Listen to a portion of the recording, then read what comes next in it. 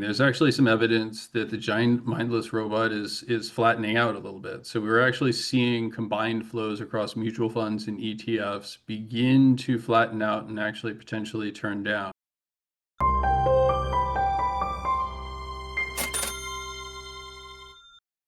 Welcome to Thoughtful Money. I'm its founder and your host, Adam Taggart. When you're uncertain, it's said you should seek the counsel of those smarter than you. Well, amongst the many experts I interview on this channel, Michael Green is definitely in the top cohort intellectual horsepower-wise. Mike's the portfolio manager and chief strategist at Simplify Asset Management, and today we'll tap his latest thinking on the stock market, the labor force, the economy, and where the new administration's policies may be taking us. Mike, thanks so much for joining us today. It's always a pleasure, Adam. Thank you. Hey, thank you. Well, look, my friend, let's just get into it. Lots to talk to you about, but for better or worse, Mike, you're known amongst my audience as the passive capital flows guy, the giant mindless robot guy. We're talking here with stocks back at all-time highs. So I'm guessing you're going to say there's really nothing wrong right now with the giant mindless robot, meaning he's just doing fine. Well, it's interesting. There's actually some evidence that the giant mindless robot is flattening out a little bit. So we're actually seeing combined flows across mutual funds and ETFs begin to flatten out and actually potentially turn down. I associate that with the increase in unemployment that we have seen. But currently, that is being offset by the fact that we're still largely firing active managers and hiring passive managers. And if you remember prior discussions we've had, there's effectively just a different multiplier associated with those two. You put money in with an active manager, they can behave like I do on occasion, which is say, thank you very much for the cash. I'm going to use that to build up reserves so that I can buy things when they're more attractive. That has obviously zero multiplier in terms of the stock market, if that's what occurs. If on the flip side of it, you send it to an S&P 500 fund or a total market fund, passive index fund, in other words, that money is immediately going to be deployed, and it will be deployed to buy the largest stocks in the highest proportion. Those are also the least elastic stocks. Again, that's the economic term that describes how supply and demand react to price. In stock market terms, we invert that and basically say, how does price respond to changes in supply and demand?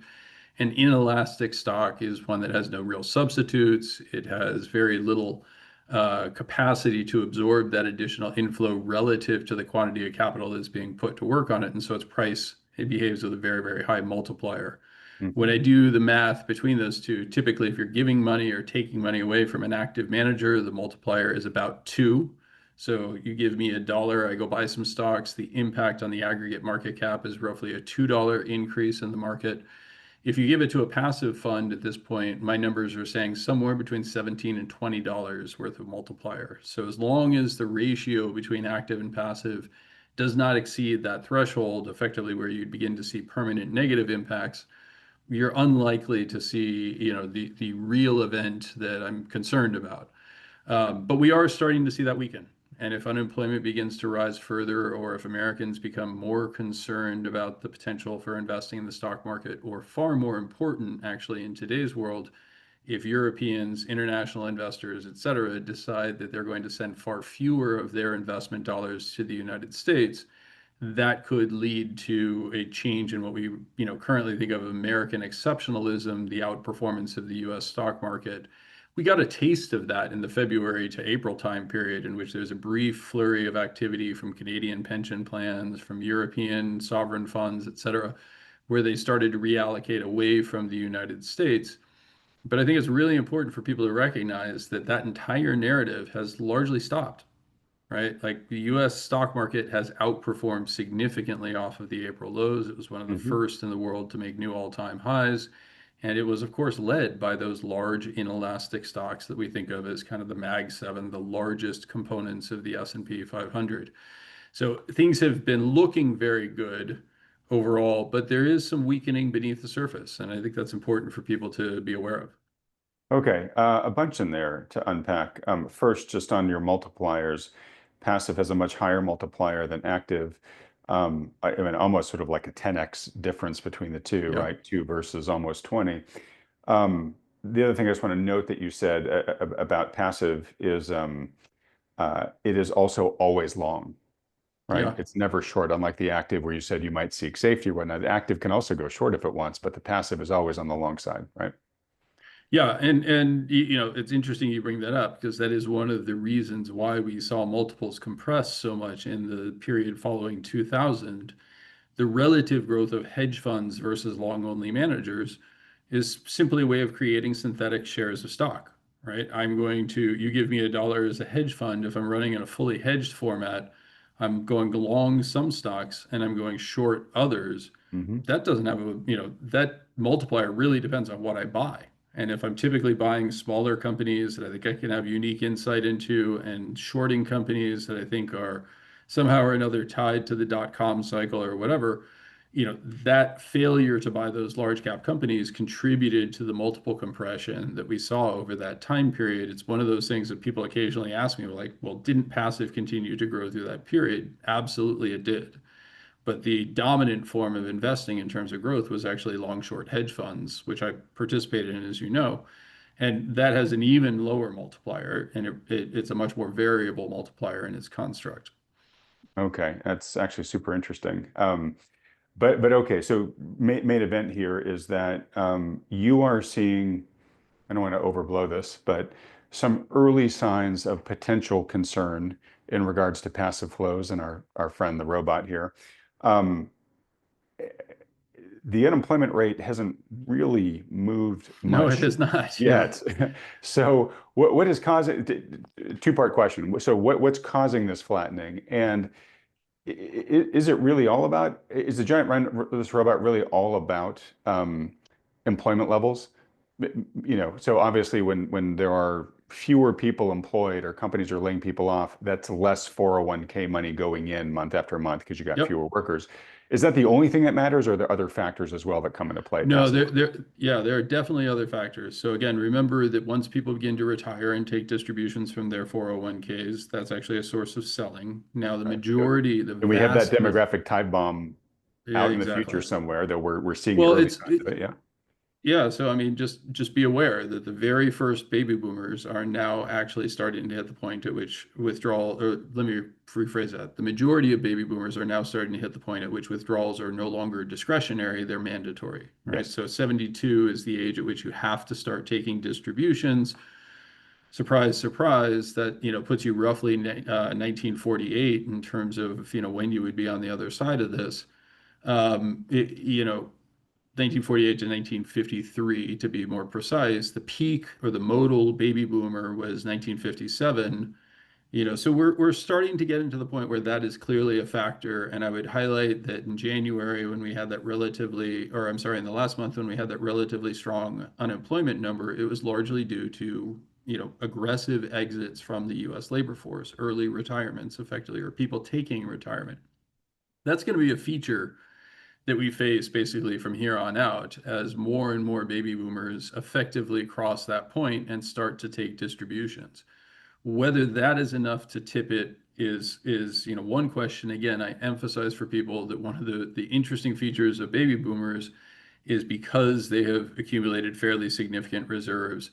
They're now actually in a position where much of the withdrawals that they're taking are in the form of interest expense with higher interest payments, and in some situations, they don't actually need those distributions. And so they're rolling it out of the active manager that they had stuck with. They're now working with a financial advisor who is giving them, what I would argue is relatively good advice. Well, let's roll it into low cost index funds, right? And so, the math becomes very complicated. If I fire a conservative active manager and hire the S&P 500, the multiplier on that is going to be net positive. So like Right.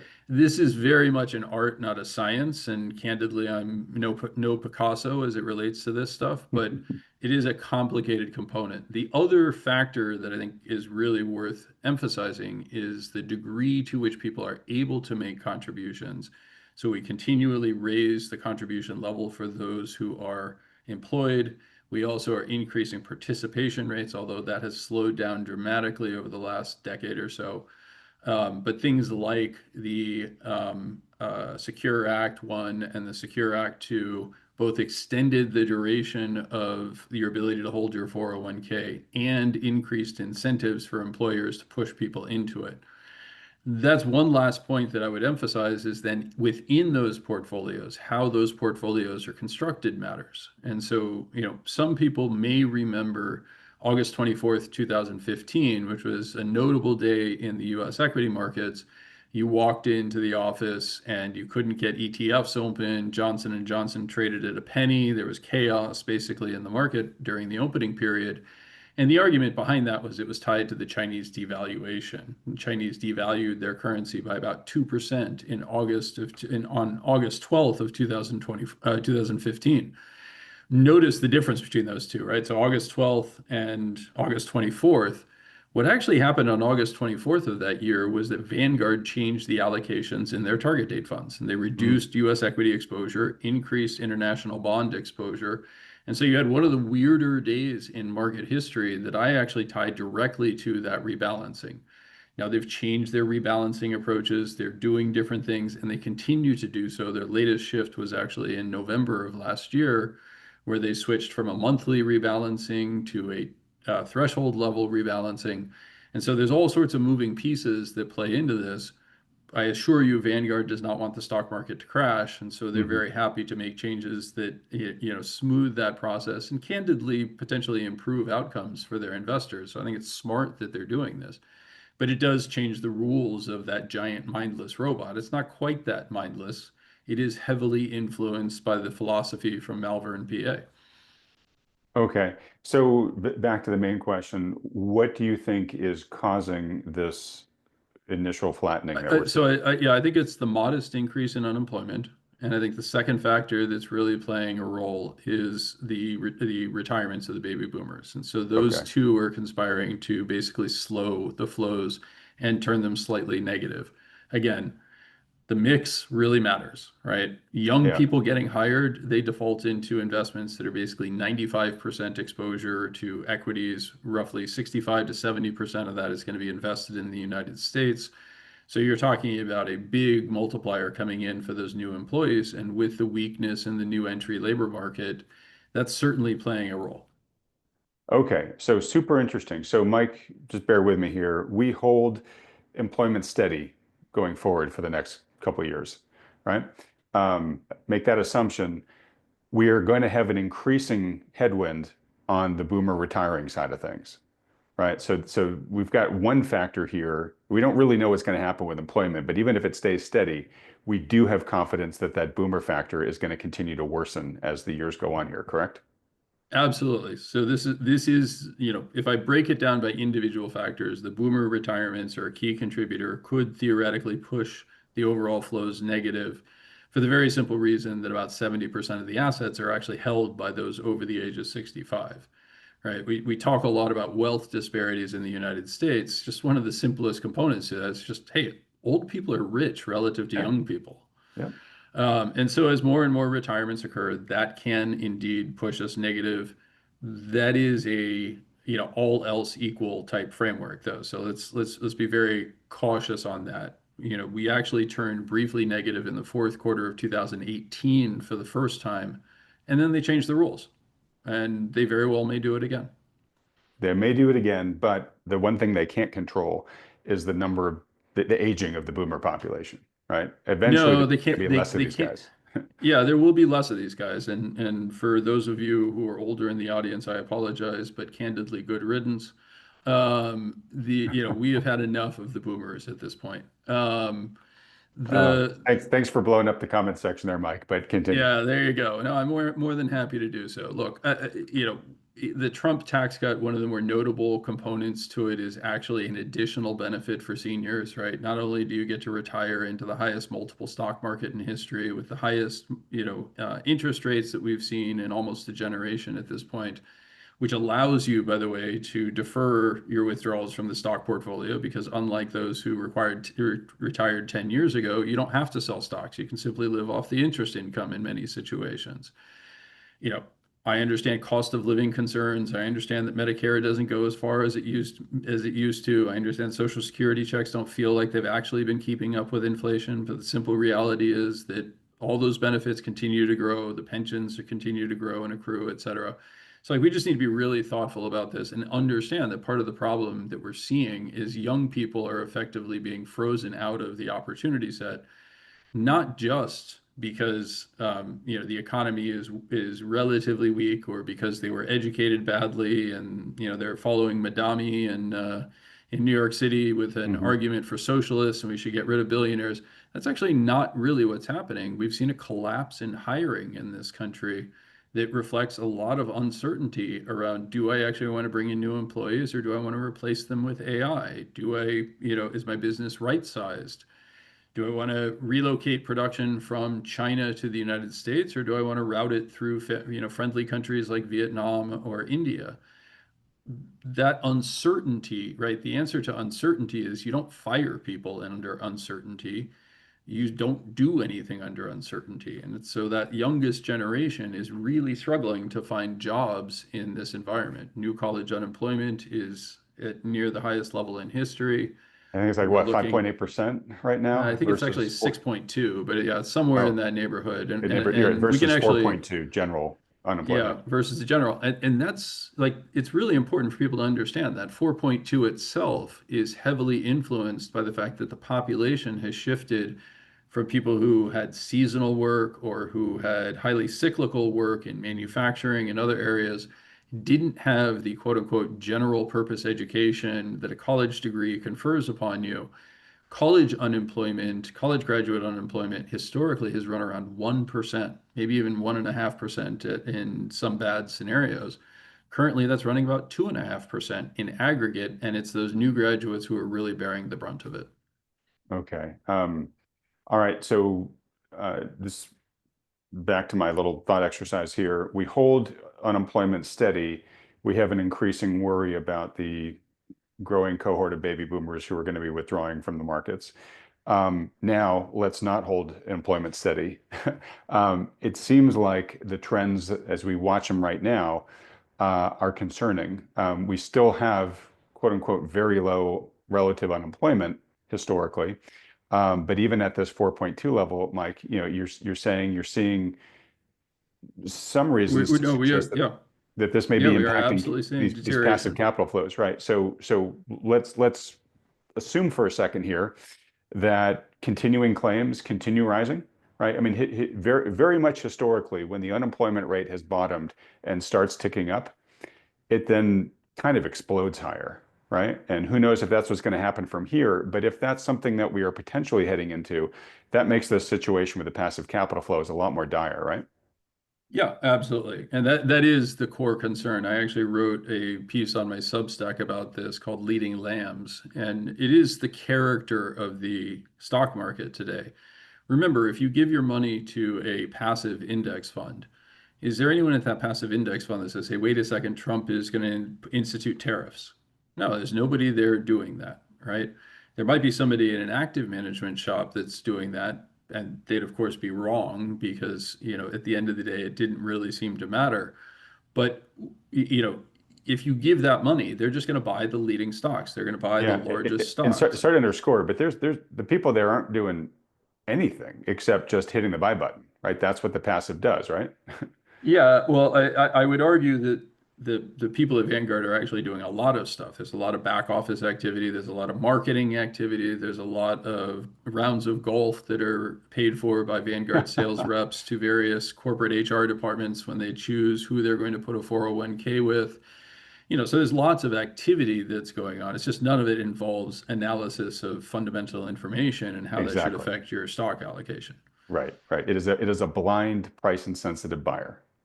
Actually, it's not price insensitive. It is price sensitive in that the next dollar that goes in rewards stocks whose price has gone up. So this is one of the characteristics I think is actually often misunderstood. John Bogle used to talk about you need to ignore price.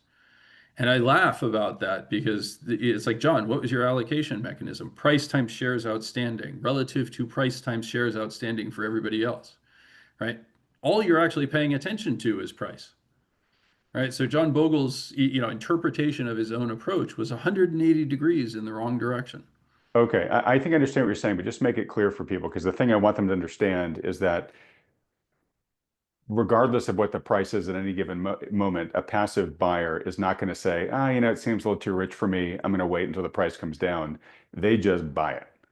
They will actually do more than that. That's the point that I'm emphasizing. So, Right. let's put it in human terms, right? You and I walk into a rug shop, and the purveyor of the rug shop says, I've got a fine Persian rug available to you for $1,000, right? And you say, well, I don't know, I'm not sure. You turn to walk out, and he goes, 500. I'll give it to you for 500, right? And that entices us to buy it because we sense that there's a bargain there. Something that was Hmm. just at 1,000 is now at 500. So we're willing to part with money in our wallet to buy it at 500 if we construe that to be a good deal. Right now, a Vanguard salesperson goes into this same rug store and the vendor says $1,000, and they say, okay, I'll take it. And he says, no, no, no, $1,500. They're like, I'll take it. Right? $2,500. I'll take it. Hmm. Right? That's how it works. Right? And the crazy part is that as that rug goes up in price, other things that are getting ignored that are becoming good deals become smaller in the index and get less marginal dollars. And so it reinforces momentum. I'm not the first to highlight this. I mean, basically everybody from Cliff Asness to Rob Arnott, et cetera, have all hit on exactly this point. Passive indexing is a momentum reinforcing behavior. And it's no surprise that factors like value have underperformed dramatically in a world that is dominated by that type of behavior. It's so funny because I feel if we get to the point where the robot does shift into reverse and we all of a sudden experience, the dynamic that we've had for the past, 2 decades or so of passive just keep pushing prices higher, where we experience the reverse of that, where all of a sudden, no matter what happens, prices just keep going lower. Um, People are going to look back and they're going to hear a description like yours, and they're going to be like, why did people ever think this was a good idea? How do they ever think this was not going to end in tears at some point? Well, that's easy to say in hindsight, right? But Hmm. it has worked remarkably well. And as any number of active managers will tell you, this feels like the Costanza market, right? That George Costanza reference, I'm going to do the opposite of what I think makes sense. That rug vendor example is exactly a Costanza framework, right? Hmm. I won't buy it on sale at $500, but I'll buy it at $2,500, right? That's just the way things feel. And unfortunately, in most of the world, we look at things going on sale and we get more attracted to them. When it comes to investments, we recognize that that investment going up has meant that somebody else got rich. And we want to be rich, so we're going to do what that person did. There's a whole thread here we don't have time for probably about behavioral economics and about how, people oftentimes price as a signal, and sometimes we take the exact wrong signal from it. But I don't want to get too wrapped around that axle right now. In terms of the unemployment market, like besides the new graduate underemployment, we'll say we're seeing here, are there any other indicators there that are making you, take notice? Yeah, I mean, there are a number of things that I think are, worth um, worth highlighting. One of which is a chart that many of people have seen me do before. So I'll share it and try to share it as briefly and quickly as I possibly can. So this is actually a chart that breaks down unemployment into two separate categories, right? And this is one of the really phenomenal things that happens in economics. You occasionally get somewhat natural experiments. I apologize for the formatting on the chart. But when you think about the importance of the gig economy, you've heard me talk about this over and over again. Effectively, it is far more advantageous for me to decide if I become unemployed that I'm going to start driving for Uber because I have flexibility around what I can do. I have an asset that is depreciating by sitting in my driveway called a car. I can use that to obtain income, and that income will be significantly greater, certainly in cash terms, than the income that I would receive from unemployment benefits. And so there's a huge incentive for me rather than filing for unemployment claims to instead just simply sign up for Uber and start driving. It gives me flexibility to pursue other jobs. I can pick up my kid from school. I can do all sorts of stuff, right? Right. And sorry to interject, But but I there's think a that's one rationale why some people have said the unemployment rate is artificially low right now because there's a lot of states where people are saying, hey, rather than take unemployment, I'll do the gig work.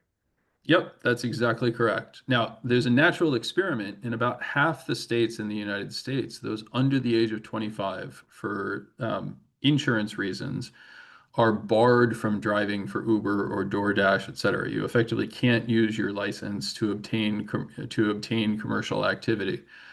Uh, and as a result, you can look at the relative change in unemployment rate for those who are in the Uber eligible categories versus those who are in the Uber ineligible categories.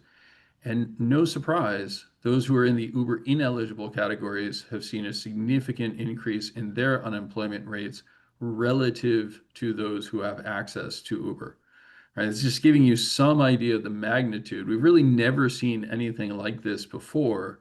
And I want to reiterate that this is actually across sexes. So this is for both men and women. If I isolate this to men alone, it's a far more dramatic move. And that obviously makes sense, right? It's much more dangerous for an 18-year-old girl to drive for Uber than it is for an 18-year-old boy. Right.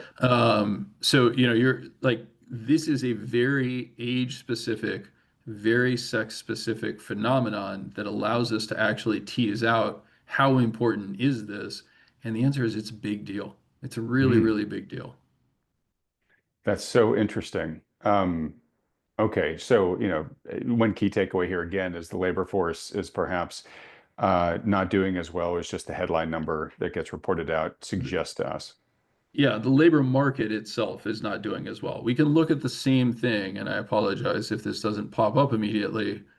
But, in areas of the economy that have been historically very strong, that have had well below normal unemployment rates, you're also starting to see this pop. And so this is for the information services area, this is the area that's most directly affected by AI, right? There's a few high profile, extremely talented individuals that are being hired to create the AI revolution. And basically, everybody else is kind of sitting there twiddling their thumbs, going, well, I'm not quite sure how it's going to impact us yet. We really shouldn't hire that marginal hire because once we do, it becomes very hard to separate from them. So So, oh, you're sorry, go ahead. you're seeing unemployment rate in information services, computer services, et cetera, are starting to rise much more rapidly than the aggregate unemployment rate, which is being depressed by things like deportation of immigrants. Right. So the good news is if you're in information services and facing significant unemployment, you can drive for DoorDash or you can do my gardening for me. Right. Yeah, not necessarily the two most appealing options, but let me ask you this, Mike. It's a question that I asked on X the other day. Um, so with Tesla launching uh, robotaxi, right? And already got Waymos, but now we've got Tesla going big into self-driving, with robotaxis. It does kind of make you ask the question for business models like Uber and DoorDash and Postmates and Instacart and all that stuff. How are they going to be able to compete? How are they going to be able to compete with cars that can go drive and do the pickup and drop off on their own, right? Tesla just the other day, um, they had the first car that rolled off the manufacturing line and then drove to the house of the person who bought it, right? Like fully 100% autonomous delivery, right? So you got to ask yourself, how are those companies going to compete unless they just buy fleets of self-driving cars that do all their delivery for them? But if that's what Uber tries to become, why wouldn't Tesla just say, well, I'll cut Uber out of the chain here, and we'll just have our own Teslas that go deliver food for people. That seems to be not only a potential, big threat to those companies, but obviously to all the people who currently drive for them right now. Absolutely. And this is one of the challenges, right? So again, it is a wonderful thing that that gig economy exists in its current form, that people who are temporarily unemployed or underemployed or need additional savings can use those to obtain additional income. I Right. think that's an unmitigated good, and I actually applaud it. Right. The What I think question is is, how very long is it going to be around for? well, it's two questions, right? One is the government actually correctly interpreting the data that they're receiving? And the chart that I shared with you earlier would suggest no, they're Right. not. Actually, they don't understand that this is a real issue. They're very excited about 4.2% unemployment because that's very low in historical terms. It's not particularly low when we demographically adjust it for education, for age, et cetera, but it is low in absolute terms. And so, we're largely treating the labor market as if it is relatively strong when many participants would say, That's not my perception, right? And we're actually going to show a chart that speaks to that phenomenon in a second. The second thing is that unemployment insurance was introduced for a very particular reason. When a recession starts and you are receiving unemployment benefits, those benefits rise in relative purchasing power as more people become unemployed and lose their jobs. That actually means that you now have actually more spending power. It contributes a positive contracyclical force onto the economy. But if you're driving for Uber because you're unemployed, and more people start driving for Uber, that means less people are actually using Uber, so demand falls, supply rises, your compensation falls in real terms, potentially precipitously. Hmm. And so you're actually creating a system that rather than having positive feedback loops associated with it, has negative feedback loops. Hmm. Now, if the reaction to that is what I anticipate, which is ultimately Uber drivers are going to try to unionize and there'll be an outcry about the abusive nature of these systems, as we saw in prior periods around many forms of cyclical unemployment, then the incentive to switch over to robots becomes even higher. And at that point, you have an entirely different challenge, which is what I call the productization of services. And so again, I wrote about this a couple of years ago, actually, now on a Substack post called Billions and Billions Served.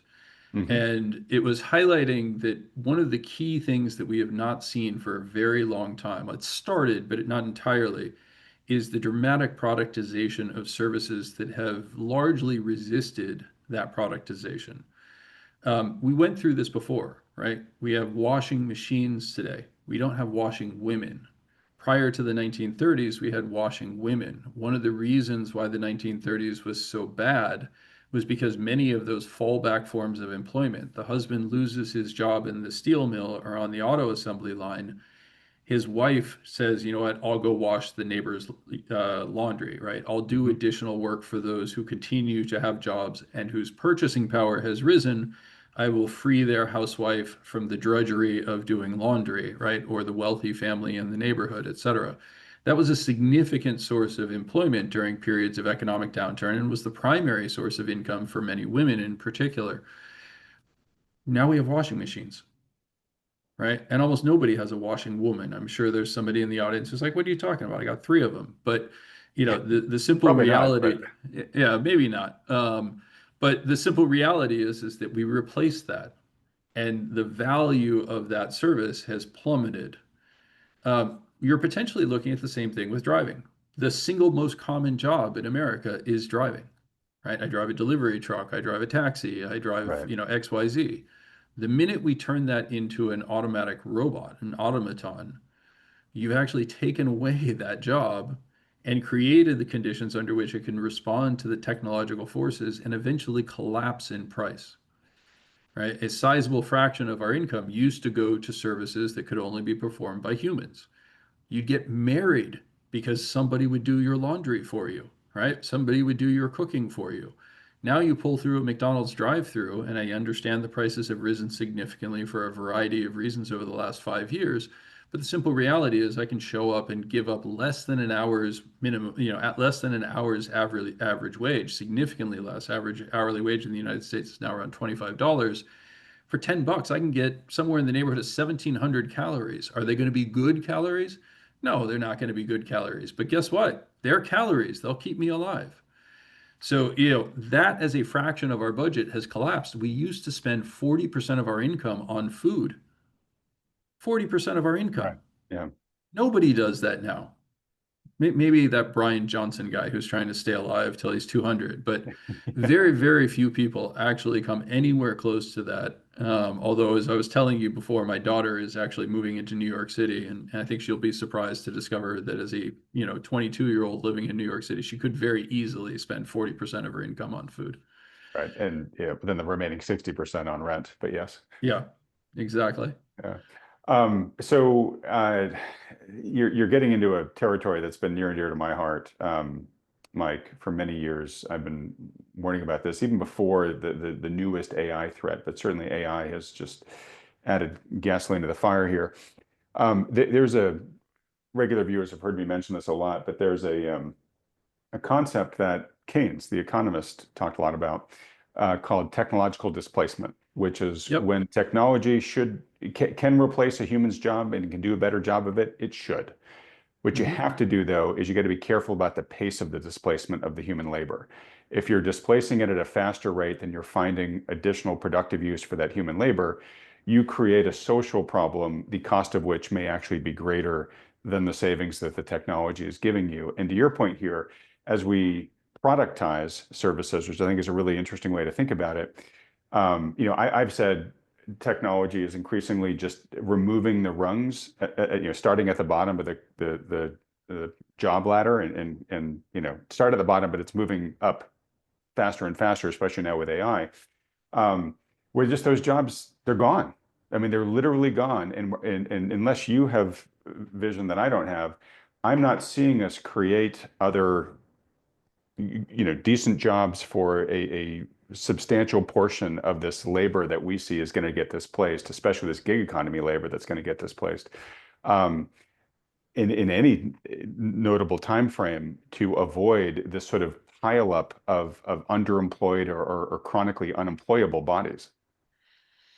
Well, so I think Keynes actually had the right formulation for it, right? You should replace the job, but you have to be very careful at the pace, right? Hmm. And so it is unrealistic. Like you've never seen a worker retraining program successfully succeed in history.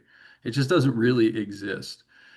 Once you become, candidly our age, which you can tell because our foreheads are significantly larger than the younger audience, um, I just thought the yours was because of your brain, Mike, yeah, but no, no.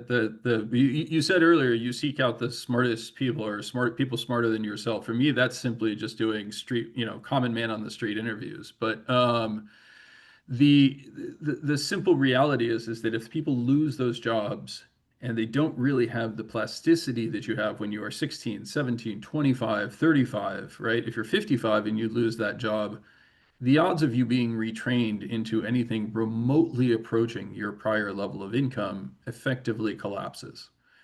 There's actually research that was done on this. There's a paper in 2003 by a guy by the name of Cesare Marchetti that looked at productivity versus age. And basically, there literally is an over the hill. The peak of the hill is about 45 years old.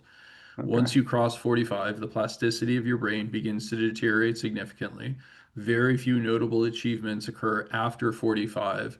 What there tends to be a lot of after 45 is compounding of prior gains. So if you're rich at 45, you're going to be filthy rich at 75. But the simple reality is that if you're not rich by 45, man, the odds of you getting rich are really low, right? Because you can't change something. It becomes much harder to do something. That's one of the reasons why, the passive investing framework has been so alluring, right? I make money just because things go up, Hmm. right? So like it's been really helpful to people in terms of forestalling that, but it also has led to like I think society is already seeing this, and this, again, we'll talk about this chart, but there's a general sense that man, it's not about the economy. Right. If you go back to 1992 and the election, the first election of Bill Clinton, he ran against George Bush under the theory of it's the economy, stupid. And you could actually see that. Actually, let's do it now. Let's just jump to that chart because I want Yeah, I bring it want up. people to see this and fully appreciate this. So this is looking at the Michigan Consumer Sentiment Index going back to 1960. Most of the data sets that you'll see will begin this at around 1978. That's because people index off of the monthly data. Here I'm using a 3-month moving average for the period post 1978 and the quarterly data prior to 1978. Um, that allows me to create, and then the misery index is simply inflation plus unemployment, right? And historically, I can explain consumer sentiment really well through the economy, right? You can see the consumer sentiment dipped as the misery index, which is inverted here, rose. So inflation and unemployment both went up in the 1970s. People were less happy, right? As inflation retreated, as unemployment fell, people became happier. And now we're seeing a remarkable divergence that we've really never seen before in history. We've seen prior shocks that have in aggregate lowered consumer sentiment, effectively things that create distrust in the system, like the 1973 oil shock and the recessions associated with that, the 2000 failure in the dot-com system that basically turned everybody from optimists into semi-nihilists.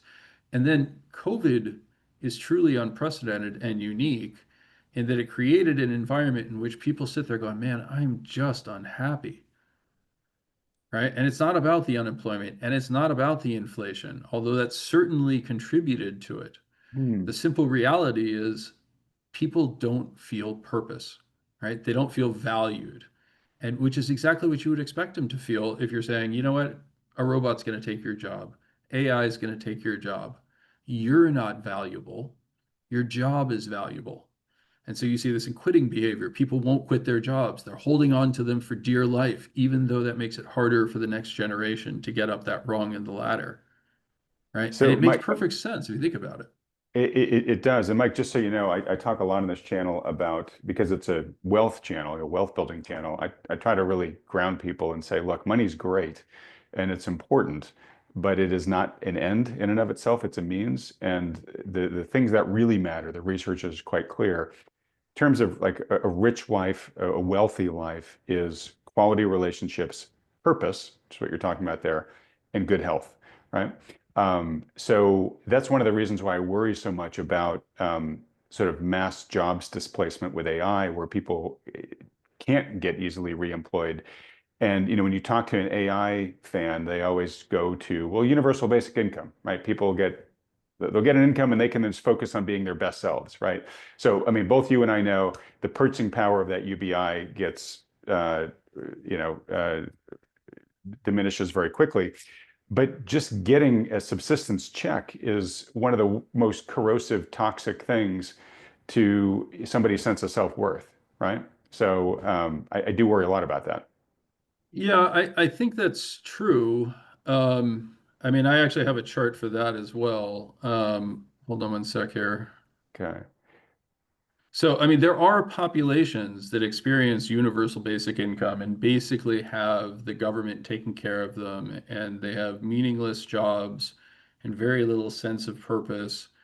And those seem to actually work okay for the farmer, right? Like this is not a meaningful human existence. What you're describing is effectively a bovine existence, domestication of humans as animals, and like it shouldn't surprise people that that's a frightening concept for people. hmm You know, that's what scares me about this. It's and candidly, how do we describe cows? Passive, Sure. right? Yeah, They have no agency. And that is the part, like, I am not a fan of the Austrian school. I'm sure many of your listeners are, but the part that I would actually argue that von Mises and others got right is that man is an acting man, right? You hmm have agency in your own life. But on the flip side of that is John Maynard Keynes' observation that practical men who fancy themselves exempt are slaves to some defunct economist. We largely inhabit the world of Milton Friedman today, in which we've been told that markets are our master, markets have the right answer. And many of my peers, candidly, are looking at economic data and saying, well, I need my interpretation of this economic data to help me explain the stock market, sure. Yeah, right? And so they're largely telling you why the S&P is up, not what's actually happening in the economy. I have an explanation for why the S&P is up that is separate from the economy. It's tangential to it or tied to it through employment. But the simple reality is that nowhere in that equation of I currently have a job, I give that money to Vanguard, Vanguard buys stocks in proportion to the market capitalization, is there an observation about unemployment except mine? all right. Well, look, let me try to get to the all right. So what about all this, Mike? And by the way, it's always it's such a joy to talk to you. Although oftentimes I do feel like I'm just hanging by my intellectual fingernails in the conversation. But I think I've actually done pretty well this one so far. Um, I'm getting older and slower. Yeah, I don't know about that, but we're both past that. We're Yeah, both we over are the hill past that that you mentioned hill. earlier. It Yeah, was scary reading that. Yeah. yeah. Okay, so Mike Green, who focuses on this stuff a lot, right? How's he feeling right now about the prospects for the market, and how is this translating into, some sort of positioning? Because you at Simplify, you actually allocate capital. So, what are you expecting to come, and how are you positioning for it? Well, I think that there's a couple of things. One, there has become this incredible disconnect between the idea of the U.S. debt and the idea of stimulus. So people will point to the big, one big beautiful bill and the fact that it's anticipated to add between $3 and $3.5 trillion of additional debt over the Congressional Budget Office baseline. You know, the, just to be very straightforward, what the one big beautiful bill largely does is simply extend the 2017, I'm sorry, Trump tax cuts. And so it doesn't actually offer any meaningful change in terms of the flow of income from the public sector to the private sector versus Right. where we are today, what's also called stimulus, right? The second is that the Congressional Budget Office scores the one big beautiful bill as totally distinct from tariffs, as totally distinct from repayment of student loans, the garnishment of wages associated with that, the change in policy around the FHA in terms of collections processes for people who are in arrears on their FHA mortgages. All of these things are actually net increases in taxes. Right. If I am paying a tariff, whether I'm paying it, whether the manufacturer is paying it, et cetera, that is an increase in taxes. If I am a Tax student, revenues for the government. tax revenues, but that's, I Yeah. mean, tax revenues go up. That's also called an increase in taxes, right? Yeah. The not your necessarily your individual tax rate, but certainly the aggregate quantity of your income that is going to the government to either pay tariffs or to pay income taxes has gone up in that scenario. Another one that people tend to get confused is the student loan debacle. And so student loans have largely been deferred or ignored in terms of both credit reporting and repayment since roughly the start of COVID. That is now changing, and we're actually beginning the garnishment of wages of a significant fraction of the US population. I believe the aggregate number is somewhere around 9 million individuals who are going to see their cash income every month meaningfully reduced by the need to repay student loans. Right. Remember, if you were an Which have the authority to garnish their wages and also cannot be dismissed in bankruptcy. They got to pay it. cannot be dismissed in bankruptcy. And by the way, the minute you actually start reporting that to the credit agencies, the process, the policy for student loans is you don't report delinquency until you're already 90 days delinquent. At that point, it becomes catastrophic for your credit report. Your credit report could your credit score could very easily fall from 700 to 550. The New York Fed did a really interesting paper on this, estimating that the impact would be around 150 points on a credit score.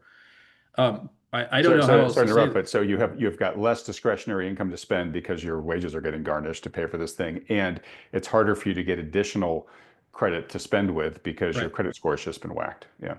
Correct.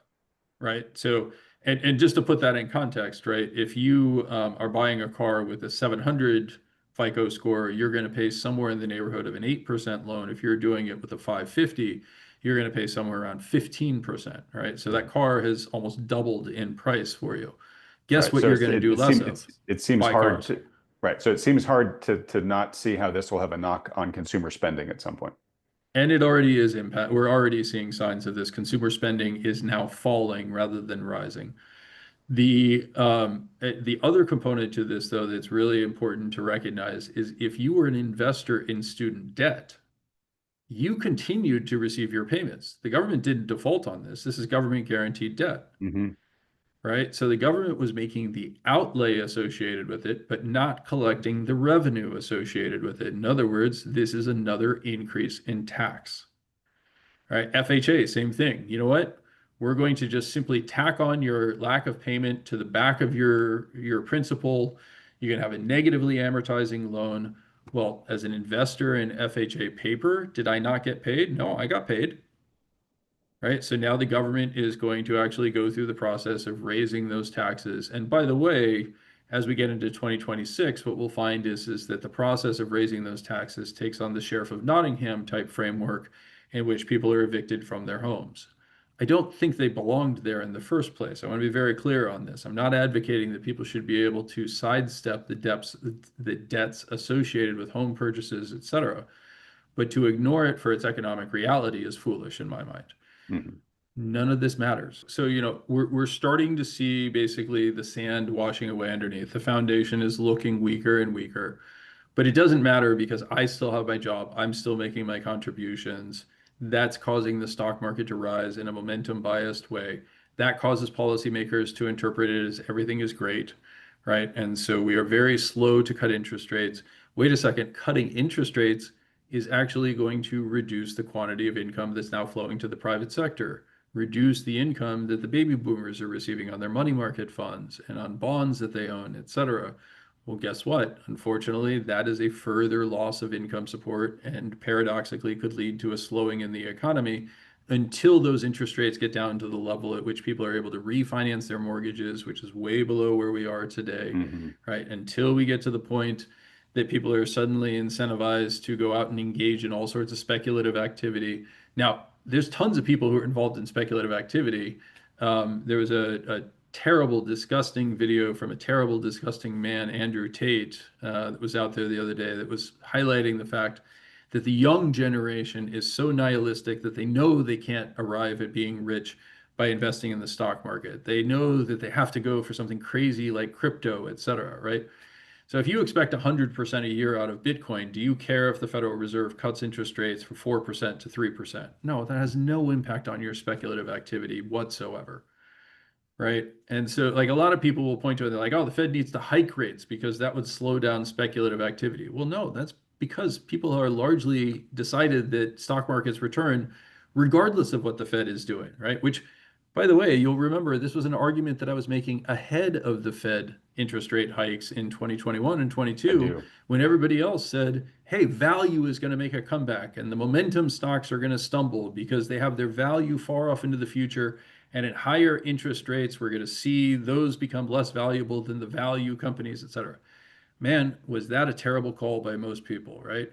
Because it wasn't being driven by an analysis of anything like that. It was being driven by, as you call it, the mindless robot of passive.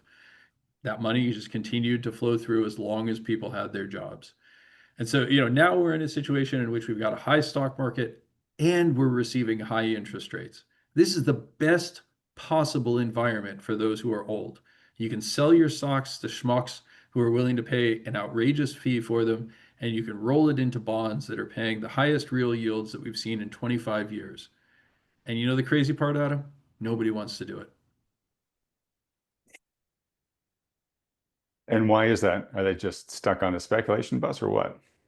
I think there's a couple of things. One is that people are by and large a little bit like those bovines we looked at before, right? They are largely sitting there saying, man, I didn't really do anything to get wealthy because I invested in the stock market. So why should I need to do anything to protect that wealth?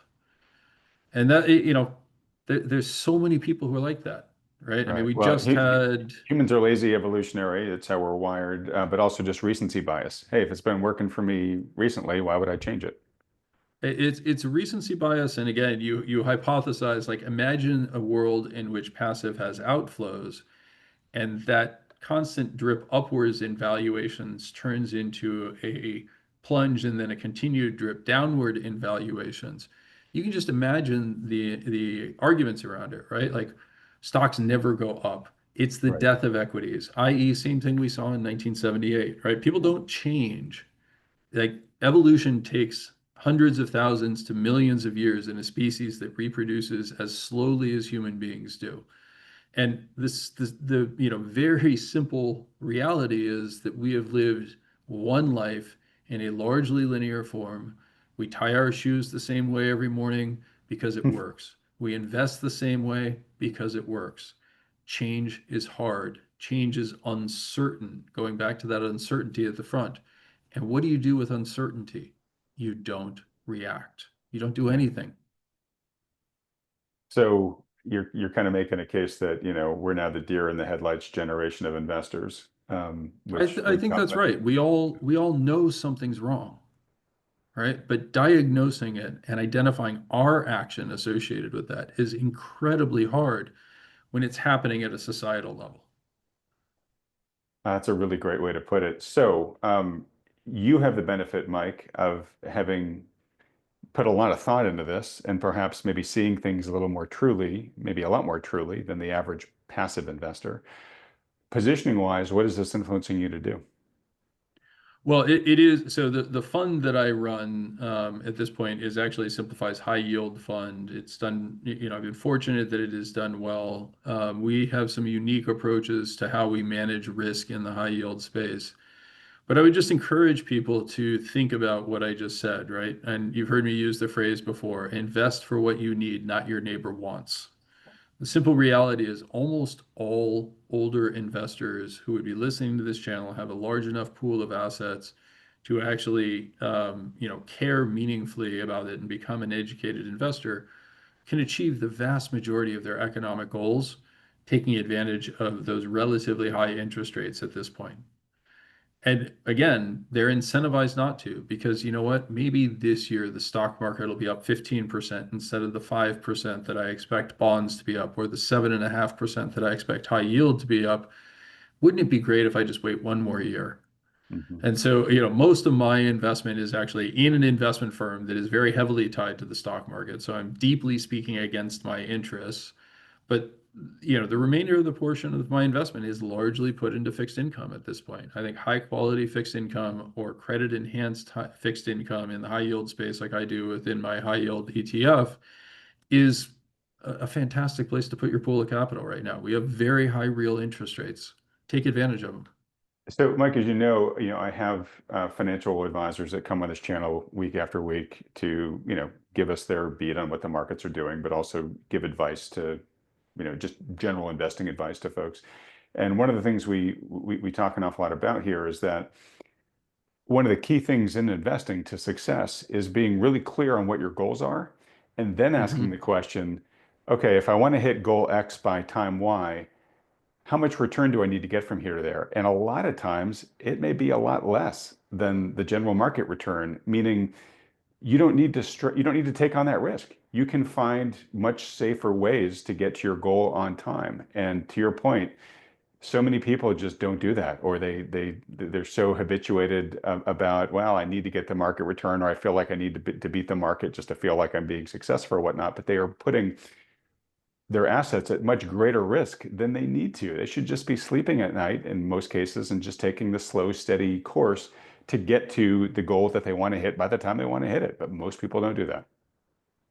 Yeah, no, well, I'm really glad you brought up the topic of sleep because I am sponsored by Sealy Mattress, and this provides me with an opportunity for product placement. No, I'm totally joking on that. Yeah, I unfortunately think that's right, and I think you see that. I think that's part of that tension, right? We were talking earlier about the consumer sentiment component.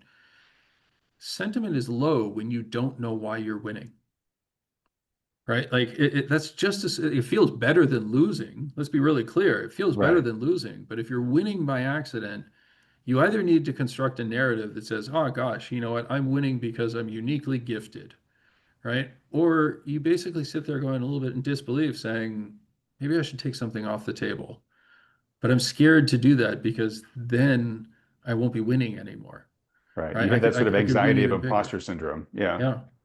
And I And it's think that almost is a like you take huge. something off the table and then it reveals to the world that you're an imposter and don't know what you're doing. Yeah. I think that is exactly right. And I think that's one of the reasons why when we talk about make America great again, right? What does this make America great again? Let's just make America great. Let's make America better again, right? Like this is a continuous process. There is no going back. I don't get to go back to, 2002 and buy Amazon at 1.5 times sales when Hmm. sales were, basically a pimple on an elephant's ass. This is today, and you have to ask yourself, what does the next decade look like? Vanguard itself is out there saying they expect extraordinarily weak returns well below that of high quality fixed income for US equities. And yet that's nowhere near the investment framework that they use for their target date funds. Hmm. Why? Because they're just as scared to change as you are. Yeah. Yeah, and it has dented demand for their products. All right. Well, look, Mike, for folks that would like to learn more um, about the Simplify family of funds that you referenced there, where should they go? Well, you can go to simplify www.simplify.us. Um, and you can read about our various funds there. If you're interested in following my thoughts, you can follow me on Twitter or X, as it's now called. My handle is profplum99, PROFPLUM99. Confusingly, my avatar is Vicini from The Princess Bride, which is an intentionally ironic take on what Adam was referring to earlier. I like to remind people that it's when you think you're the smartest man that you end up dying in a battle of wits. And so I prefer not to do that. So I constantly try to remind myself to stay as humble as I possibly can on that front. And then if you really are interested in digging deeper into some of these thoughts, my Substack is www.yesIgiveafig.com. It's very reasonably priced. There's a 50% discount for those who are Simplify customers. All you have to do is tell me you're a Simplify customer and I'll believe you. I'm hoping that that will be as straightforward as you simply say, I'm an American citizen, and therefore, by definition, you're a Simplify customer. But we're still a long way away from that part. So that's it. If you want to follow me, you've got three different ways you can obtain that information. All right. And Mike, when I edit this, I will put up the links there on the screen so folks Perfect. know exactly where to Yep. go. Folks, I'll have links in the description below this video too, so you can get to all of those with just one click. Mike, there are so many other things I'd love to talk with you about, but we're at the end of our hour here, so we'll just have to have you back on again soon to talk about them. Yet another great discussion with you. Thanks so much for coming on. Absolutely a pleasure, Adam. Always enjoy talking with you. All right, well, now's the time in the program where we bring in the lead partners of New Harbor Financial, one of the endorsed financial advisory firms by Thoughtful Money. I'm joined as usual by senior partners there, Mike Preston and John Lodera. Boys, great to see you. John, why don't we start with you this week? Mike, always a hyper intellectual guy to interview, uh, you know, domain expert on passive capital flows, the giant mindless robot. And he's starting to get a little concerned about that, which I think should grab our attention. Yeah, Adam, great to be with you. Very much enjoy Mike. We follow Mike's work pretty religiously here, not just when he appears on your channel. And the way I would put it is, we work really hard to make sure that we seek out other perspectives, other styles of kind of reading markets than what we employ ourselves. Because if there's one thing we've learned over our career is it's really important to have humility and recognize there's a whole lot you don't know that you just don't know you don't know. And we're tactical hands-on managers. So to hear someone like Mike talk about this futile fighting against this mindless robot, it's a humbling thing for folks in our seat to hear, but it's one we have to hear. And there's a bit of truth to that, right? We cannot deny the rise in the preponderance of passive investment vehicles, both with do-it-yourselfers, but also in kind of company retirement plans, where arguably it's the most set it and forget it environment for investors. They maybe pick an allocation when they sign up for work, and they don't even look at it until they either retire or get fired or whatnot. But there is this element, and so it's important for us to take in perspectives. You might call it. There's plenty of reasons, and we've talked about the many reasons to be concerned about these markets. Valuations are tremendously overvalued here in the U.S. That is factual data, objective point that one can view without any opinion. But it's important to kind of challenge that, and this is one kind of element that is a useful challenge, even if it's not supposed to be that way, so to speak. So he makes the point, of course, that the mindless robot, not only is it a price insensitive buyer in terms of piling into index funds, but it's actually a price chaser. The more something goes up, the more these index funds has to chase that thing, whether it's NVIDIA or whatever. But I got to remind viewers that works both ways. When prices drop, they've got to chase and reduce allocations, and kind of chase in a different kind of way. And kind of rebalance between the different constituents of an index. So so it's not always straight up. And let's look at, for example, April, right? We saw the markets register a technical bear market. there wasn't a meaningful change, I'm quite certain, in people's elections of their 401k choices or the amount they did or didn't put away. The year 2022, where stock market was down, significantly, there wasn't. In fact, 2022 saw a rise, a continued rise in the amount of passive flow programs through 401ks and whatnot. So people should not mistake this to mean that the market only goes one way. It actually goes both ways, and sometimes you might even say this element just exacerbates and accelerates the moves. Um, he did talk about the impulse that he's talked about for a long time starting to perhaps become less so. Maybe stall even is a word I'd read into it. And he talked about a couple of reasons for that. A kind of a weakening on the job front, not a collapse in the job market by any stretch, but a slowdown of the vibrancy of the job market. We'll talk about that in a moment. He talked about continued shift from active managers to passive managers. That goes in cycles. Every major turning point in markets, we hear droves of folks either proclaiming that buy and hold is dead or vice versa. So that's a cyclical thing that is much more about sentiment than kind of forever structural changes to the market. And he talked about the steady trend of, kind of aging demographic, baby boomers and whatnot retiring, that there will be this ever present or increasingly present, outflow that will serve to kind of counter some of these, passive inflows that have been every bit the feature of this mindless robot. Just on the job front, today we got the ADP job report for June. It was a big shocker to the downside, like many standard deviations lower than even the lowest prediction of job gains. It was, I think, 37,000 jobs lost, according to the ADP survey. The BLS report comes out in 2 days. I don't know if it'll come out tomorrow, maybe in advance of the 4th of July holiday. But we want to just emphasize, and Mike might have touched upon this, these monthly job reports are really, really noisy, not only in their own right, but relative to each other. For example, in May, the ADP numbers came out, I think it was like 30,000 jobs gained, but the BLS came out with a huge upside surprise, 140,000, I think it was roughly where they were in May. So very noisy data series, very tempting to read into this ADP report today that, the job market's fallen off a cliff. Not quite there. It'd be wrong to make that conclusion based upon this data point. But the other thing I just want to talk about, there is this persistent trend we'll talk about in the numbers, that we have seen meaningful rotations into other asset classes.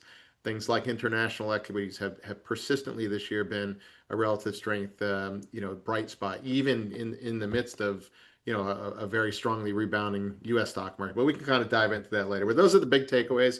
Great guy to listen to, and certainly, it's a factor of modern markets that people would be wise to understand and just put into context as they try to navigate. Okay.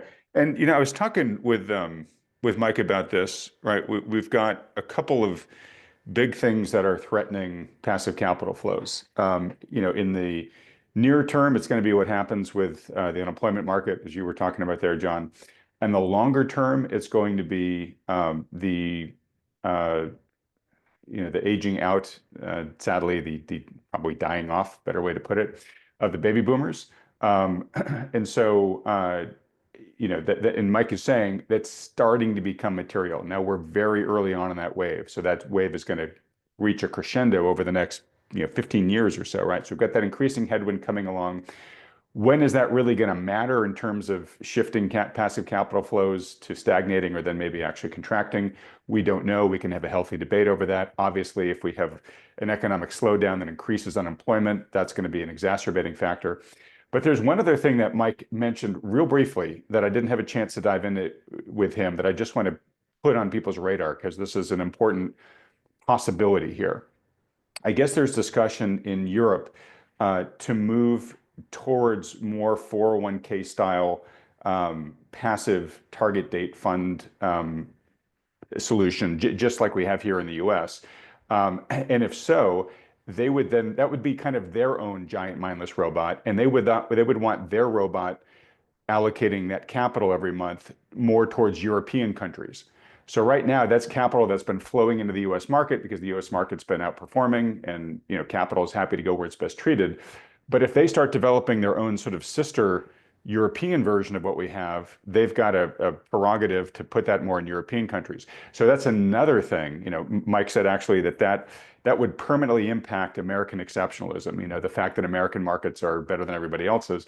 The American market would probably have impaired performance without those capital flows from Europe that it's getting right now. So who knows exactly what's going to happen there? It's a TBD, but I just want to put that on people's radar because that's another potential threat here to this massive passive capital flows to which the markets have just become so addicted and accustomed to.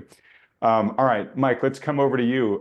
First off, anything to add to John's observations of the discussion with Mike, and then we'll get into what you guys have been seeing over the past week and how that's impacting your portfolio allocation or at least your outlook.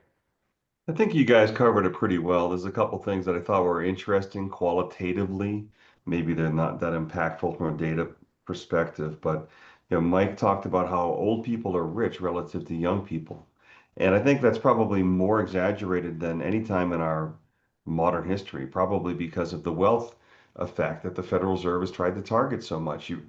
At the end of this cycle, this this long bull market that really started close to 40 years ago, 35 years ago or so, in the early 1980s. I guess it's about 40 years. We're at the end of this cycle. We're at the end of this money printing cycle, I believe. And we've talked about the fourth turning theory in previous episodes here. We think that we're in the approaching the crisis and the climax of a fourth turning that we're living through. In fact, we're in the final 5 years, so it only makes sense that everything that you're seeing is about as extreme as we've ever seen it in our lifetimes. And that includes old people are richer than young people. That is not a good thing societally. And ironically, he talks about how stocks are extremely high, but rates are high relative to where they were the last few years. Interest rates are not historically high here at I guess it's 4.3 right now in the 10-year, but they're certainly a lot higher than they were when they reached, I guess, 0.5% a few years ago. And so it's an easy trade. He talks about moving out of overpriced stocks into fixed income that gives you some good, steady returns, even in the highest quality U.S. Treasury bonds. We'd agree that it makes some sense to sell down stocks and put some money into high quality bonds at these rates. Rates are likely to stay here or go down, particularly if we get a stock market shock and there's a flight to quality trade. So it's ironic, but that's how it works. We've got a huge wealth disparity, and those with all of the wealth don't want to take the safe trade. They want to stay in the market, further fueling that mindless robot. So yeah, there's some early signs that mindless robot might be slowing, but it's impossible to time. It may turn, it may change next month, it may turn next year, 5 years from now, who knows? I can say this, that passive has outperformed for a lot longer than it normally has historically. I'd be very careful about valuations that are close to triple where long-term norms are.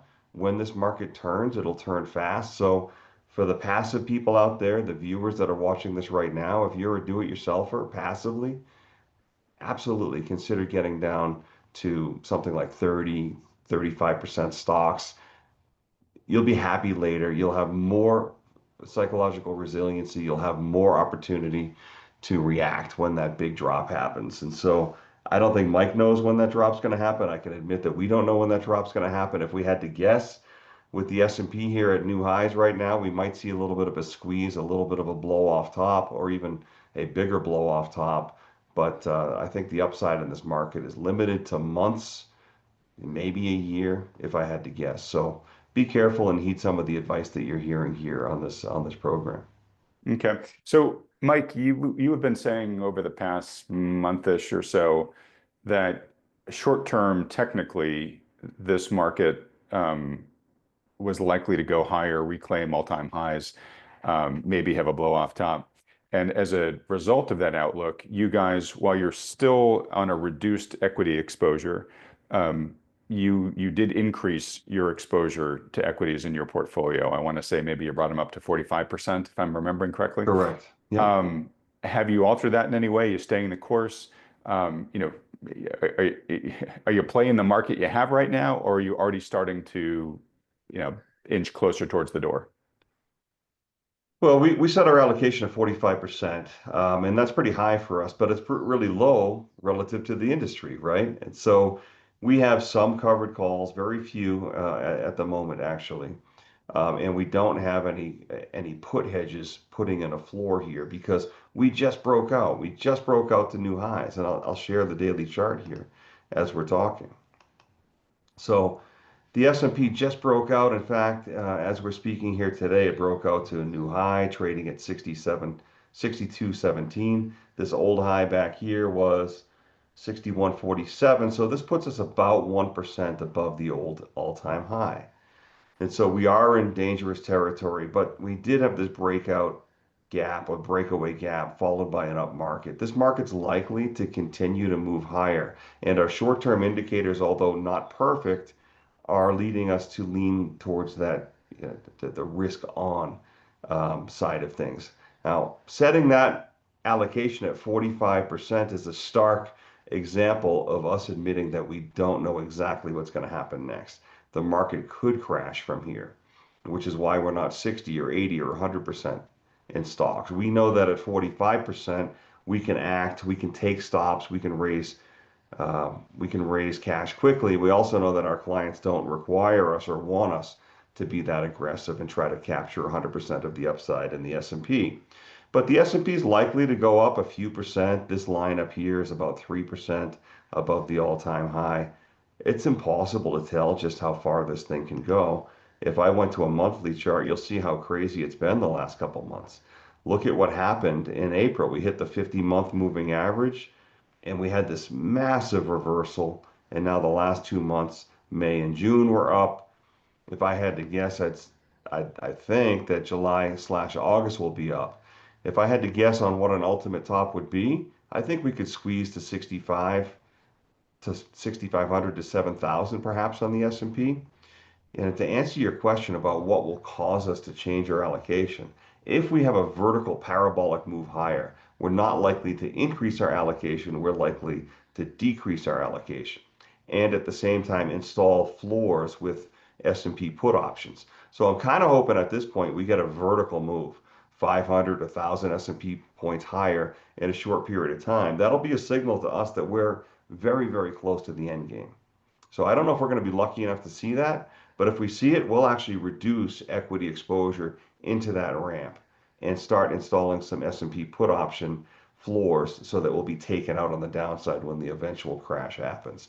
Because that's what we think is going to happen. We think we're going to get a vertical move potentially followed by a big down market, and one that's more of an L-shaped move versus a V-shaped move. That drop could last for years to come. In fact, if we get this vertical parabolic move, we're likely to see that top last for many years. So we want to be very careful.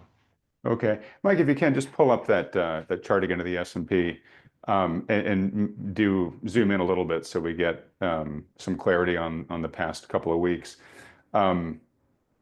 So a technical question for you. So that's fine.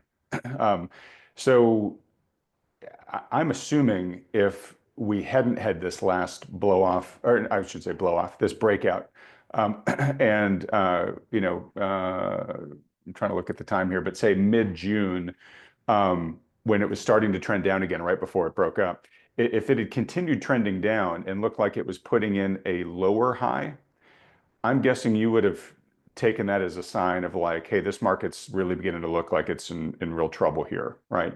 Generally, when the market fails to hit a lower, if it fails to return to the same high and starts rolling over again, that lower high is a big warning sign. A, is that true? And then B, the fact that it has now broken out to new highs, does that give you a sense of, hey, there's some real momentum here to the upside, and I wouldn't want to stand in front of that as a short-term capital allocator? Yeah, one big thing I learned in my career, Adam, is to try not to guess tops and bottoms. Yeah, we all, when we're new in the business or new investors or even seasoned investors, everyone tries to guess a high or a low. I've learned that it's better to just sit back and let it be, or go with the trend until you get a signal otherwise. So you asked what would happen if we continued down. So you can see right here where my pencil is. We just touched this thin green line here back on, I guess that's June 23rd. All we did is touch the 21-day moving average.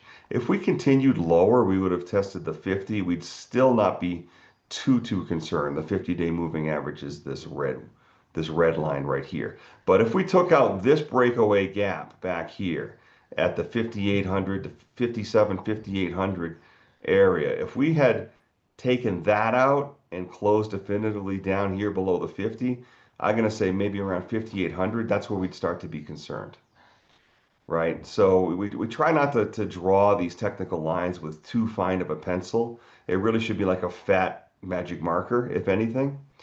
And so that's, but the fact that it didn't even close below the 21 day and then leapt up from there is a super positive sign. And again, we've got ridiculous valuations as the macro backdrop, so we've got to be super careful. But we could have gone down to 58.50 or so without being too concerned.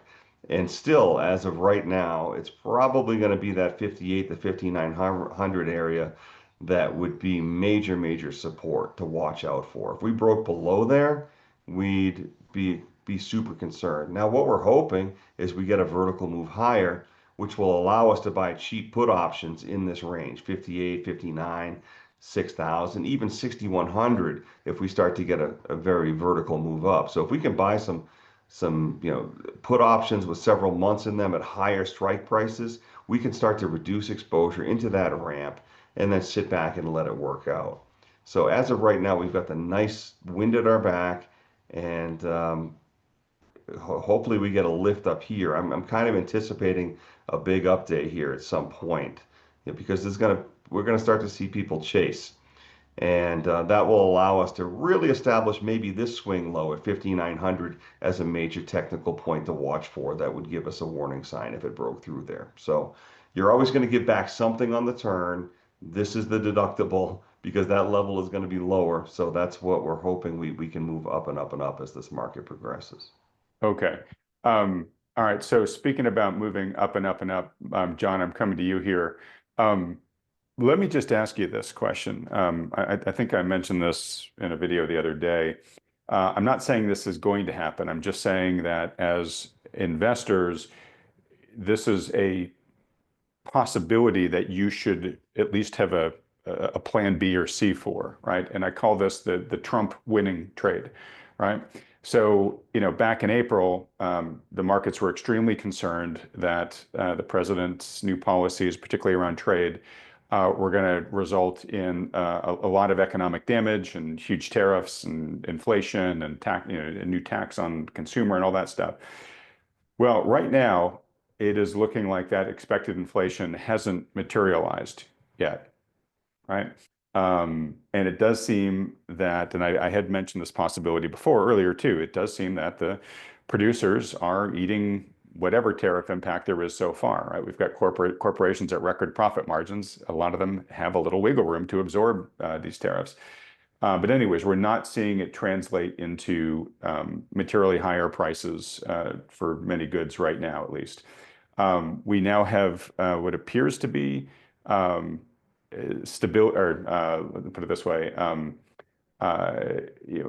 some sort of new calm coming to the Middle East. So I think just yesterday or the day before, there's been a ceasefire proposal for Israel and the Palestinians, and that comes, of course, obviously on what appears to be a slowdown in aggression between Iran and Israel. So just assume for a moment that that continues, maybe opening the door for greater peace and maybe even greater U.S. investment at some point in the Middle East. I know that's a big ask, but just that's not impossible at this point in time. There's a lot of drama going on right now about the big beautiful bill, but certainly possible that that is going to get passed in some shape or form. In fact, I think it's highly likely to get passed in some shape or form because I just don't think any sitting politician wants their name associated with what they're saying would be the largest tax hike in history if the 2017 tax cuts don't get renewed. And then, I know people have kind of started forgetting about them, but there are trade deals out there that may get, struck. We might actually start striking other trade deals with countries like we've already struck with the UK. We seem to be making a lot of progress with China, which I think was a big surprise that this early on that they would be one of the lead horses on getting a trade deal done. This morning, the president just tweeted out that he's got a deal done with Vietnam. We're awaiting details on that.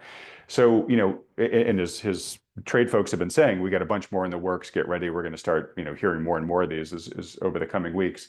I know a lot of people have kind of lost patience with that, but if indeed that stuff starts getting struck, that's all, I think, fuel and potentially a fair amount of fuel for the market to say, hey, massive uncertainty is getting removed from the situation here. A lot of these things look really good for mid to long-term economic growth.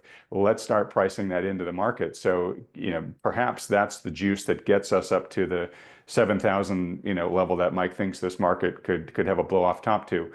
I guess I'll take a pause on all that, but what's your take on all of that? And is that something that you guys at New Harbor are saying, hey, we got to argue whatever likelihood we think is on this, but we've got to have some sort of plan in case that's indeed what happens?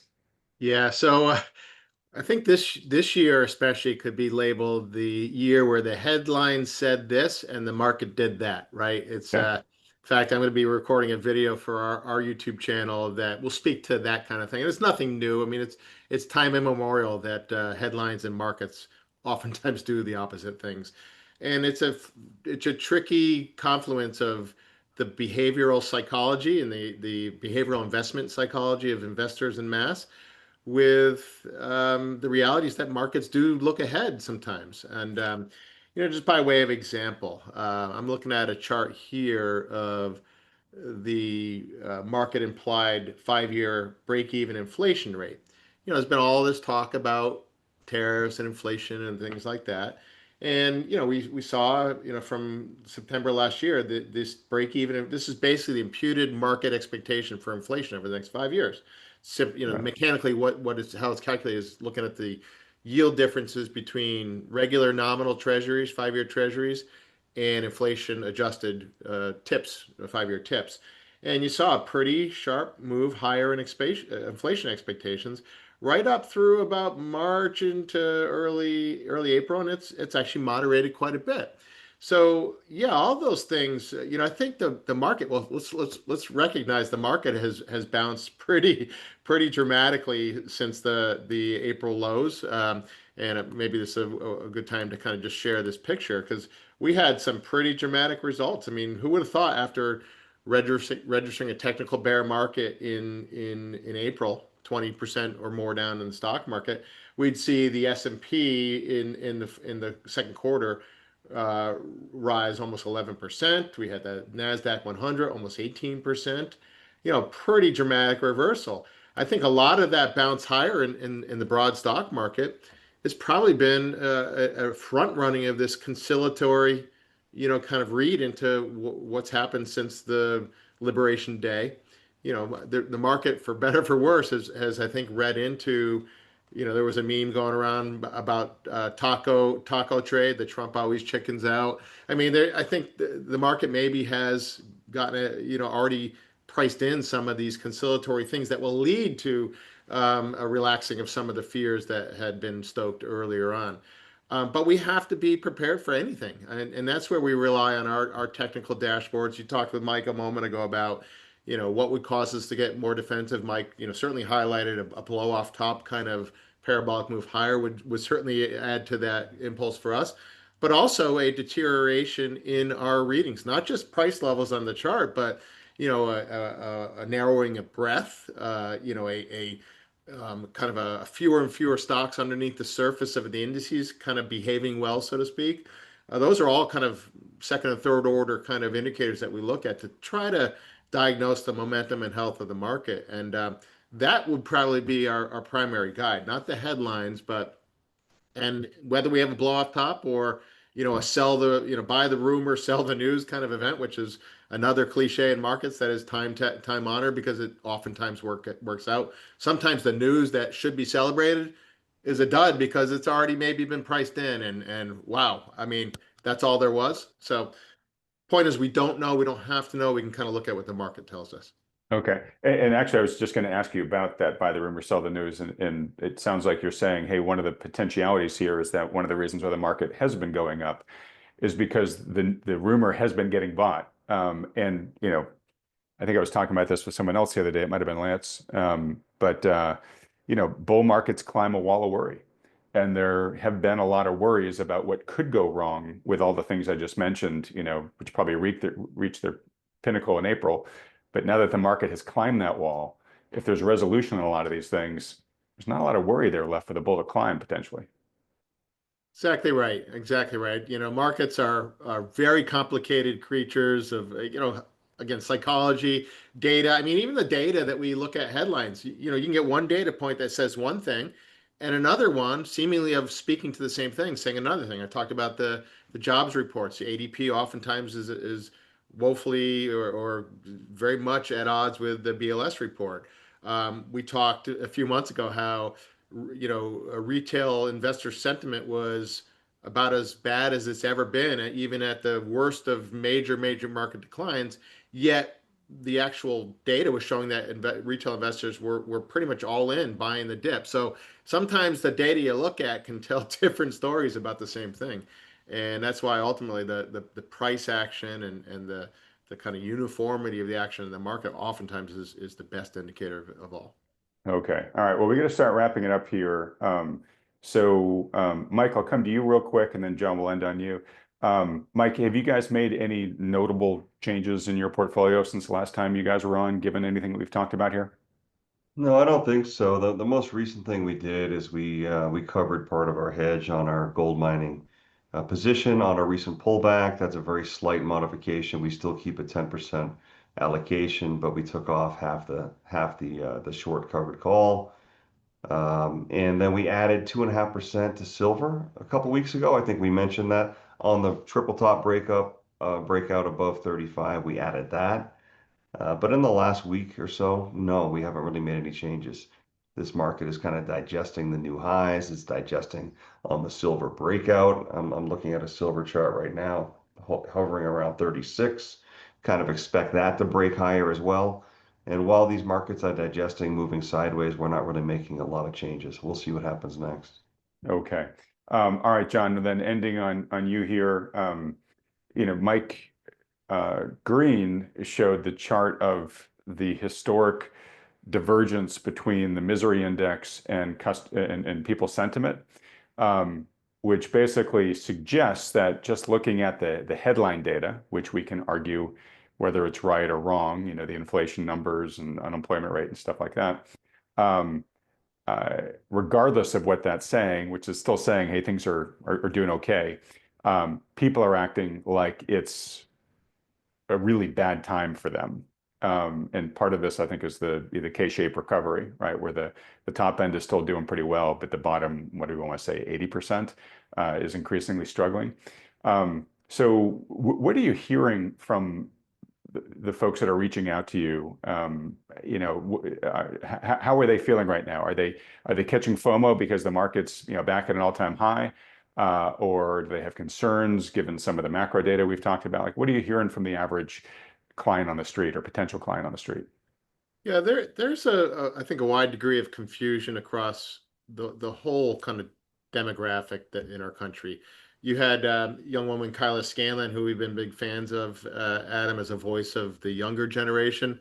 Mike and I are both parents of young adult children. You might say in that age cohort, and clearly there is a generational kind of divide, and understandably so, in terms of trust factors of institutions and whether government or corporations or you name it. And it's easy to kind of pass that off as just lazy millennials or whatever. That's not that simple. It's absolutely not, because there is categorically disengagement of that cohort. We have a whole recent graduating class of college that's having a hard time getting jobs, even in the high, quote unquote, high paying degrees, they were told you'd have no problem getting a job in, right? So it's a tricky time.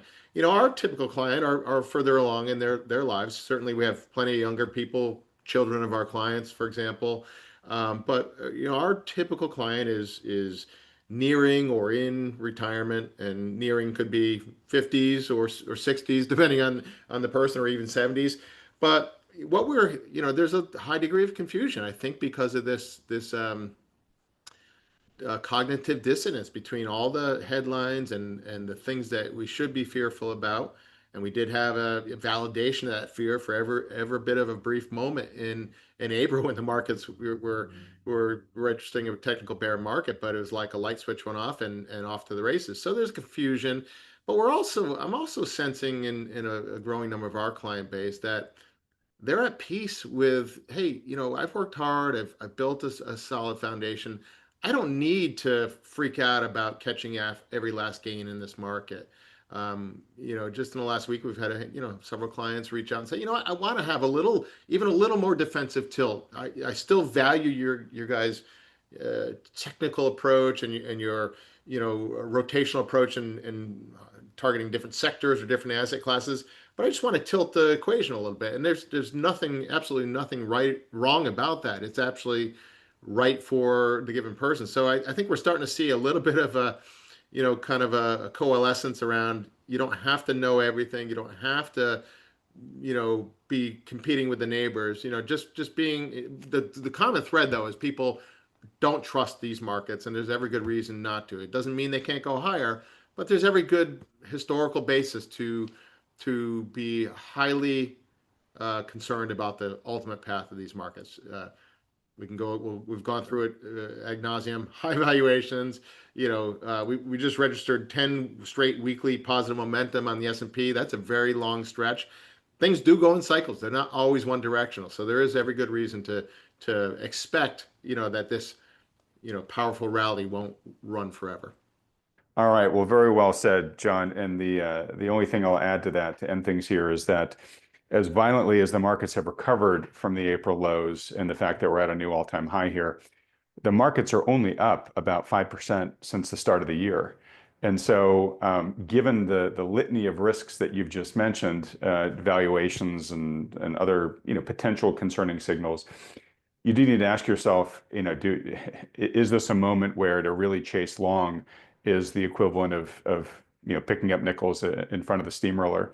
And you can ask yourself, look, for this wild ride that we've had, if I was long the markets and took that wild ride, yeah, it was pretty stressful. Right now we're at an okay place. But you know what? If I had just sat in treasuries from the beginning of the year, just treasuries alone, I would have gotten 4.1, 4.2, 4.3%, and I would have slept soundly at night and had no worries, right? Yeah, even conservative allocation funds, call it 30-40% stocks and the rest bonds, versus the flip side. Most advisors, most investors automatically go into 60-40 and think it's all you need to do in retirement. Those kind of conservative funds have outpaced the S&P and the bond market with far less volatility. It's not any coincidence that our allocation has been not too dissimilar to that, but we also had hedges in place during the decline there. So our clients have seen a much more stable ride, and we're pretty happy, and our clients are, because we're doing lots of review calls. They're generally very happy about how the years turned out. But we don't take victory laps. We always look ahead, because we know the only thing that matters is here forward, right? That's right, really right. But to that point, I just want to point out, what would you rather do? Have similar performance, having taken a lot of risk and had a lot of nail biting along the way, or have similar performance and felt peace of mind, right? I think almost any sane person would pick the latter. The ride is hugely important, not only emotionally, but actually mechanically. If you do a simulation with withdrawals coming out of a retirement account, hands down, you can show that you're going to have a better likely outcome over your ability to sustain your living if you have a lower volatility, even if it's a lower returning portfolio, than one that's higher returning but much higher volatility. It's the way the math works out It's just math. Yeah, exactly. All right. Well, great concluding point, John. All right, I got to wrap it up here. Folks, if you enjoyed having Mr. Green back on the program, and learning more about the state of passive capital flows and that giant mindless robot, please let us know because we'll have him back on again if you've really enjoyed him. So show us that by hitting the like button and then clicking the subscribe button below. As a reminder, please do hit that subscribe button. I am hoping that we can get this channel up to 150,000 subscribers by the end of July, which is my birthday. So it would be fun for me to hit that milestone, but more importantly, that really tells YouTube to give this channel more love and share these videos with other like-minded investors like you all watching this video. So please help us out. It only takes you a second. If you're not already subscribed, hit that subscribe button. Also, if you do, you'll be alerted to new videos going forward, so you get benefits from doing that. Also, speaking of benefits, given this, one might say, potentially precarious time in the market where everything looks great, but might be on thinner ice than most people realize for the reasons that Mike Green told us about, but also the reasons that John and Mike here from New Harbor told us about. Highly recommend that you solicit the counsel and guidance of a good professional financial advisor to make sure that you are prudently positioned. The point is though, just make sure that advisor actually takes into account all the macro issues that Mike Green and John and Mike have talked about here with me. When you add that latter requirement, the universe actually shrinks pretty dramatically. But if you've got one of those guys who meets those criteria, who's doing a good job for you, great, stick with them. But if you don't have one, or if you just appreciate a second opinion from one who meets those criteria, then consider scheduling a free consultation with one of the financial advisors that Thoughtful Money endorses. These are the firms you see with me on this channel week in and week out. Perhaps you'd even like to talk to John and Mike and their team there at New Harbor. So to schedule one of those free consultations, just fill out the very short form at thoughtfulmoney.com. Only takes you a couple seconds to fill out the form. These consultations, again, are totally free. There's no commitment to work with these firms. It's just a free service they offer to help as many people as possible. John and Mike, boys, thanks for another great week. Who knows what's going to happen from here, but I am feeling very good that you will be making sense for all of us on a weekly basis going forward. Look forward to seeing you guys next week. Well, we're really glad to be here every week. Thank you for that, Adam, and we'll be back next week. Thanks. Thanks as always, Adam. Happy 4th to you and your viewers. Hope everybody has an enjoyable holiday weekend, hopefully with those that you love and doing some fun things. All right, fantastic. I think this video is going to come out 2 days after the 4th, but yes, great wishes, Mike, everybody who's watching, who lives in America. Hope you had a great 4th. Everybody else, just hope you're having a great start to your summer. Thanks so much, John and Mike, and everybody else. Thanks so much for watching.